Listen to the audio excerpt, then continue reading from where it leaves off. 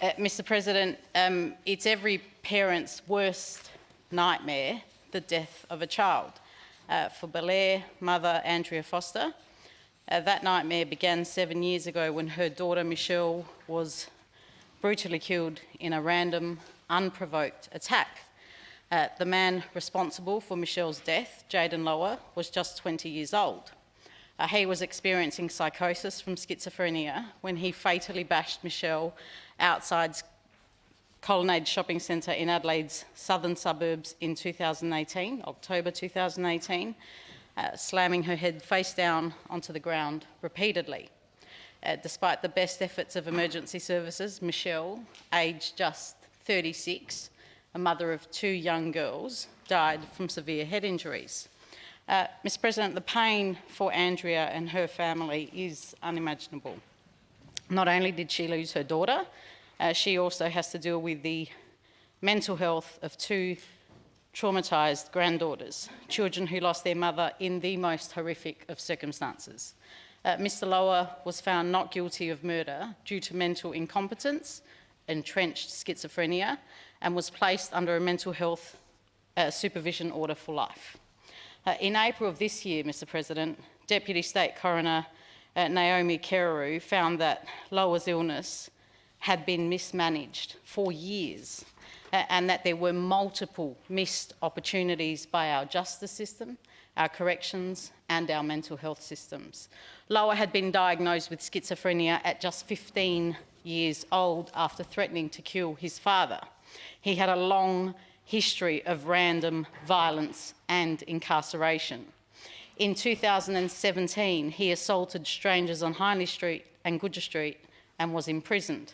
The court heard those incidents included when he grabbed a woman by the hair and slammed her to the ground on Hindley Street, and when he picked up a chair and struck a man on Goodger Street. When his sentence ended, he was released in September of 2018, homeless, untreated and without support. The parole board had no powers to make orders as he had served out his sentence, despite the very clear red flags and being refused parole on an earlier occasion. The day after his release, he called an ambulance and told staff at Noarlunga Hospital he felt he would probably kill someone. Despite that clear and terrifying warning, he was discharged from hospital the very same day. 41 days later, Michelle Foster was dead. The Deputy State Coroner found that while no single person was directly responsible, there were systemic failures in communication, risk assessment and coordination between corrections, health and mental health services. And there may not have been one single incident, but there were a litany of missed opportunities and red flags in the lead up to Michelle's tragic and senseless death. The Deputy State Coroner noted that had Lower's mental competence been subject to investigation at the time of his 2 attacks on those 2 strangers, namely a mental health assessment when he was last before the court, it was probable that he would have been treated in a forensic mental health setting instead of prison from where he was released. A prison social worker had even warned SAPOL the day before his release that Lower was, and I quote, at high risk of reoffending and harming others due to his significant history of making threats towards others, poor frustration tolerance, impulsivity and emotional dysregulation. Yet he could not be placed under ongoing supervision because he did not meet the legal definition of a high-risk offender under the Criminal Law High Risk Offender Act 2015, which is the first limb of the criteria for an extended supervision order. The second limb being the risk to the community safety, which he would have undoubtedly met. Currently, an extended supervision order can only be applied in limited circumstances, such as where offenders have been convicted of serious sexual or violent crimes punishable by 5 years or more, or terrorism-related offences. This excludes people like Lower, individuals whose chronic mental illness and violent behaviour make them an ongoing threat to the community, even if their prior offences did not meet the existing threshold. The bill before us, Mr. President, seeks to broaden the definition of a high-risk offender to include a new category: those who pose a public risk due to serious mental illness combined with violent tendencies. Detective Superintendent Blandford, on behalf of SAPOL, supported the expanded definition during the inquest, and I quote, "DCS and SAPOL are of the same view that there should actually be a public interest, public risk clause within the High Risk Offenders Act that can be considered not just a serious violent offender or a sexual offence or a counter-terrorism type offence." The Deputy State Coroner also referred to its endorsement in the Police Commissioner's briefing to the Attorney General dated March 2019.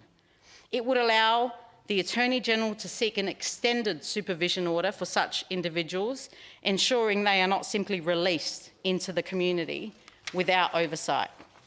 Mr. President, under an extended supervision order, the court may impose strict parole-like conditions such as mandatory treatment, electronic monitoring, supervision and residency requirements for up to 5 years, renewable as needed. Breaches can result in continued detention. Had these safeguards been in place in 2018, Loa could have been subject to supervision and treatment instead of being left to deteriorate, and Michelle Foster might still be alive. The Deputy State Coroner's findings make it clear our systems failed Michelle. They failed Michelle's mother, Andrea, her brother, Peter, Michelle's children, and her family. They failed her 2 daughters, who were aged just 8 and 13 at the time of Michelle's death, and who have since grown up without their mother. This bill, Mr. President, would ensure authorities are equipped with a tool to protect the community, to better manage high-risk individuals, and to prevent such tragedies from happening again.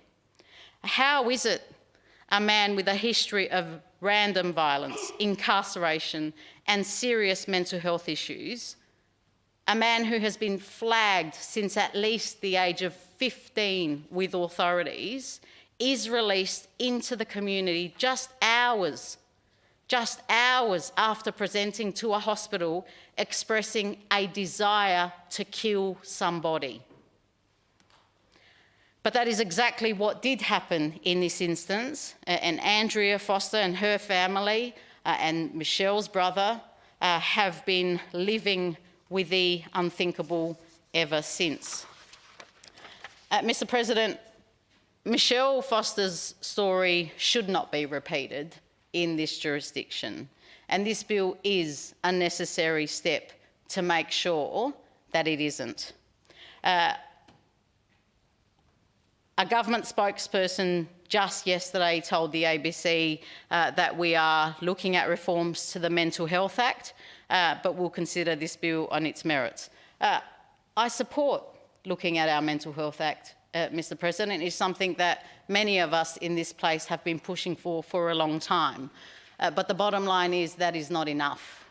It is not enough in the context of everything you have just heard, and we have had, Mr. President, ample opportunity to consider these reforms now. Michelle's family have waited 7 long years for us to consider reforms to a system that ultimately took their daughter and their sister's life. And Mr. President, with your indulgence, I acknowledge that we have here today Michelle's mother, Andrea, and her brother, Peter, who, after everything they've been through, after 7 long years, have also been confronted with the fact that this was not a preventable death in the findings of the coroner. Now, there is no one single incident that resulted in Michelle's death. We know that. But the coroner has quite rightly pointed out that there were so many missed opportunities and red flags, that this is the perfect example of a systemic failure across government agencies that resulted ultimately in the unthinkable death of their daughter and sister. I appreciate that I'm introducing this bill at a very late stage during the sitting, Mr. President, but I don't think it'll be the first time we've considered bills swiftly in this place. And I put all members on notice that it is my intention indeed to take this bill to a vote during the next sitting week and the final, but potentially final sitting week of the year. I also want to acknowledge the selflessness of doing what Andrea and Peter can do to ensure that no other family has to endure the nightmare that they have. Nobody can do anything but sympathise with Andrea and Peter over their frustration of having to wait so long for this outcome, but also that one finding in relation to whether or not this was a preventable death. There was, as I said, no single event, but there were an absolute litany of missed opportunities and red flags that, had they not been missed, might have prevented Michelle's tragic and horrific death, Michelle's senseless death. Mr. President, we are all collectively responsible for those errors, and we have a responsibility to prevent other families from that same heartache and pain that Andrea and Peter have had to endure for all this time. The coroner agrees with the premise of this bill. In fact, it is the Deputy State Coroner, I should say, it agrees with the premise of this bill. In fact, it is her recommendation. The Department of Correctional Services agrees with the premise of this bill. SAPOL agrees with the premise of this bill.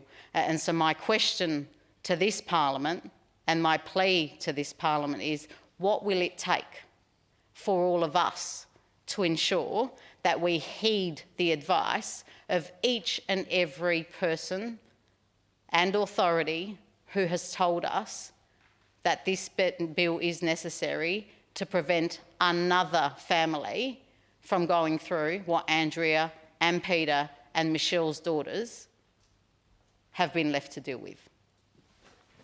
Mr. Hunter.